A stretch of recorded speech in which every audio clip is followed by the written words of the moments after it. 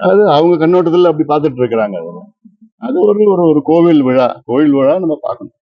திமுக அதிமுக மாற்றம் பாமக எழுச்சி மூன்றாவது அணி அமைக்கிறது பாமக.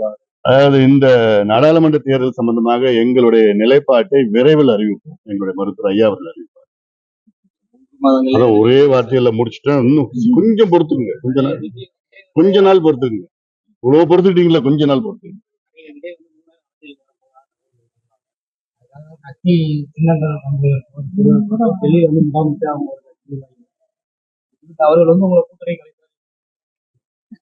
அது இன்னும் கல்யாணமே ஆகல, அதுக்குள்ள குழந்தை பேரு. அரசியல்ல யார் வேணா வரலாம். யார் வர்றாங்களோ அரசியல்ல நல்லது செய்யும். இப்பதான் சமீபத்துல முதலீட்டாளர்கள் மாநாடு நடத்தினாங்க, சென்னையில நடத்தினாங்க. அவங்க சொன்னது புரிந்துணர்வு ஒப்பந்தம் போடப்பட்டது. எவ்வளவு 5 லட்சம் கோடியா 5.5 லட்சம் கோடியா? அது MOU தான். அது எவ்வளவு முதலீடு வரணும்னு அதுக்கப்புறம் தெரிய போறது இல்லை. ஏன்னா இவ்வளவு கடந்த காலத்துல 20 லட்சம் 30 லட்சம் அவங்கவுங்க வாய்க்கு வந்தபடி பேசிட்டு இருப்பாங்க. வரத்து எவ்வளவுன்னு பார்த்தா ஒண்ணுமே கிடையாது. அதுவும் தென் மாவட்டத்துக்குள்ள ஒண்ணுமே வரது கிடையாது. தென் மாவட்டத்துல நாங்குநேரி கங்கை கொண்டான் 2 தான். அதுல 2 என்ன இப்பதான் கொஞ்சம் கொஞ்சம் கங்கை கொண்டான்ல இதை கொஞ்சம் வந்துட்டு இருக்கு. போதுமானது கிடையாது. நானும் சொல்லிட்டு இருக்கேன். சமீபத்துல கூட சென்னையில பாத்தீங்கன்னா கும்மிடிப்பூண்டி பகுதியில அந்த ஆரணி ஆற்று படுகையில் 1700 ஏக்கர்ல நாலேஜ் சிட்டி அப்படின்னு கொண்டு வர்றேன்னு சொல்லிட்டாங்க. சொன்னா அது மதுரையில கொண்டு வாங்க. மதுரையில கொண்டு வாங்க. ஏன் அது எல்லாமே சென்னையில தான் கொண்டு வரணும்? சென்னையில முதல்ல இடம் கிடையாது.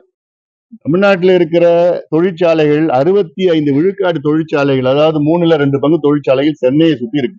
சென்னையில இருந்து 100 கிலோமீட்டர் பரப்பளவுல இருக்கு. மீதி இருக்கிற 35 விழுக்காட்டுல 20 விழுக்காடு கோயம்புத்தூர்ல இருக்கு. அப்புறம் அங்க ஒசூர்ல கொஞ்சம் இருக்குது, திருச்சியில இருக்குது. தென் மாவட்டத்துல பாத்தீங்கன்னா வெறும் 10-12 விழுக்காடு தான் இருக்கு. வேணும் இங்க. அதனாலதான் இங்க பிரச்சனை இருக்குது, கலவரங்கள் இருக்கிறது, எல்லா பிரச்சனை எல்லாம் இருக்குது. இதெல்லாம் அவசியமானது. அதுக்கப்புறம் காவிரி குண்டார் திட்டம் அறிவிக்கணும், வேணும்.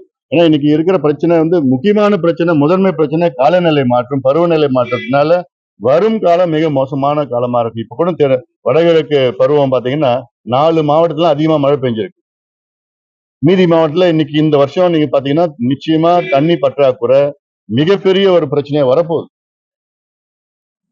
அது இல்லாம நீங்க சென்னையில வெள்ளம் வந்தது இல்ல, சென்னையில நீங்க தண்ணி பிரச்சனை வரப்போகுது இன்னும் 4 மாசத்துல. அதுதான் திராவிட மாடல். எவ்வளவு மழை எவ்வளவு வெள்ளம் வந்தாலும் 4 மாதத்துல பஞ்சம் வரும், பிரச்சனை வரும், தண்ணி வரும், இப்ப எல்லாமே வரப்போகுது. ஏன்னா அதெல்லாம் திட்டமிடுதல் இல்ல. இவங்களுக்கு திட்டமிடுதல் தெரியல. வெள்ளம் வருதா, அதுக்கு 6000 ரூபாய் கொடுத்துட்டு தான் முடிஞ்சு போச்சு. அந்த 6000 ரூபாயில 2000 ரூபாய் கமிஷன்.